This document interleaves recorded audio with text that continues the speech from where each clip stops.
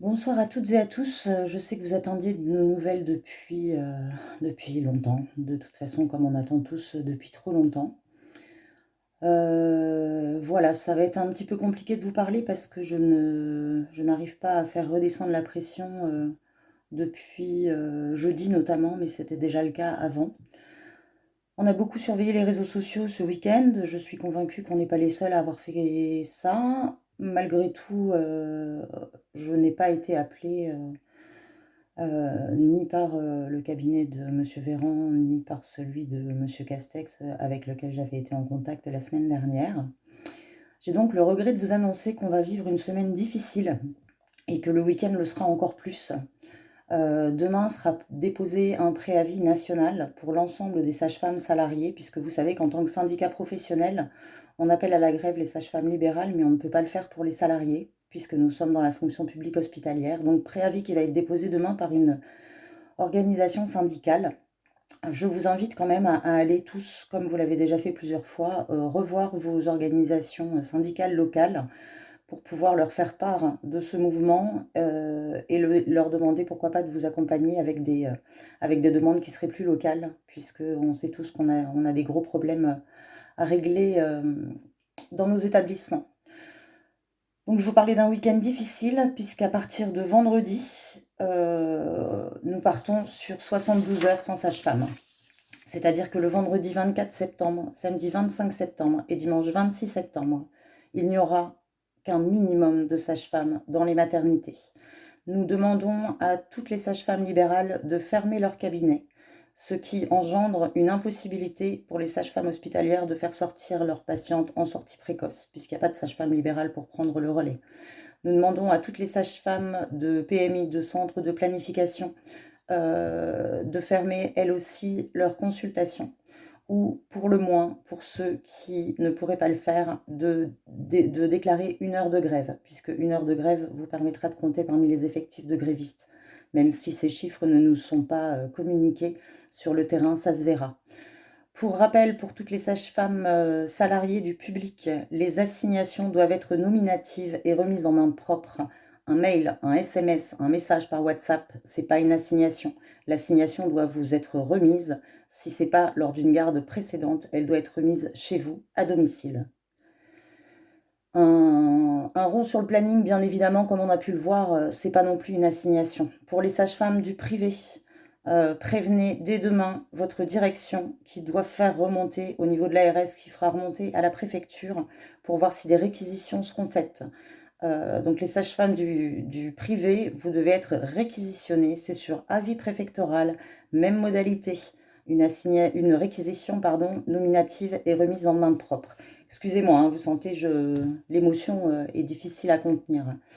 Nous appelons l'ensemble des sages-femmes, quel que soit leur mode d'exercice, enseignants, sages-femmes chercheurs, étudiants, à une manifestation le jeudi 7 octobre, tous à Paris.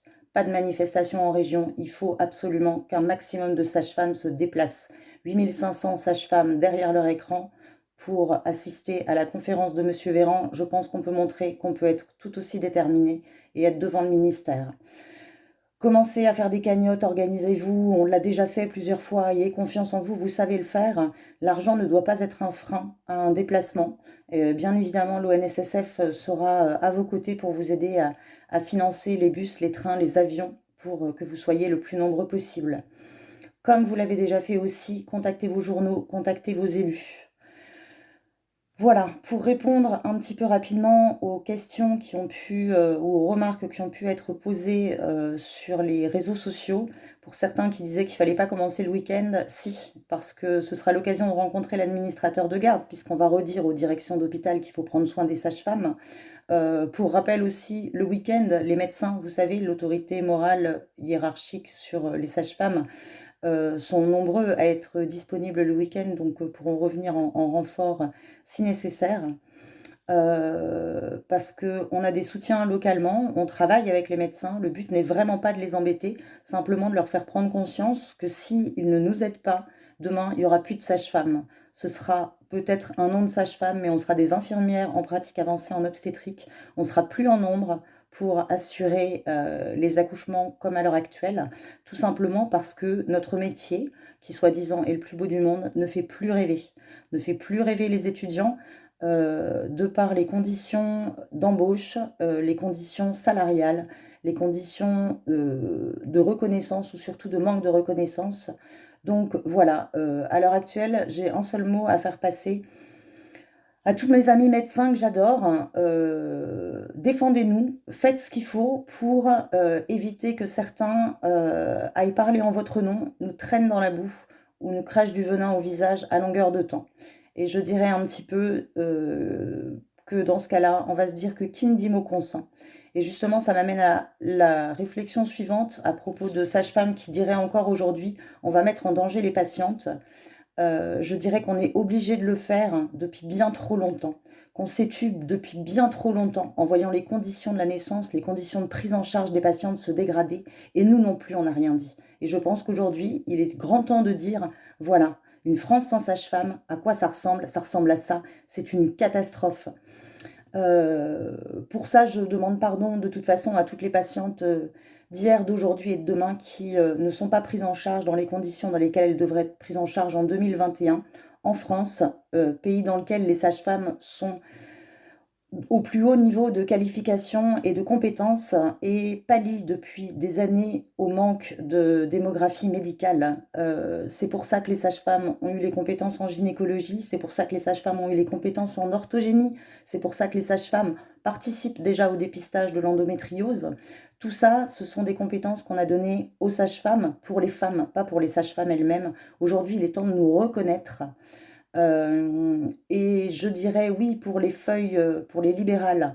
Voilà, on invite toutes les libérales à partir du 27 septembre ou avant si elles le souhaitent, à n'envoyer que des feuilles de soins papier au niveau de la sécurité sociale, puisque ça aussi, finalement, puisqu'il faut avancer dans le numérique et que pour nous tout traîne, puisque nous ne sommes pas prioritaires au niveau des discussions, mettons un petit peu le bazar et envoyons quelques courriers à la CPM. Pour finir, et pourtant c'est pas la moindre des choses, c'est même fondamental, écoutez votre corps, écoutez votre tête, écoutez votre cœur, posez-vous la question de comment prendre correctement soin des autres quand on est soi-même à bout. Prenez soin de vous, c'est primordial. N'hésitez pas, vos médecins traitants sont là. Bonne soirée.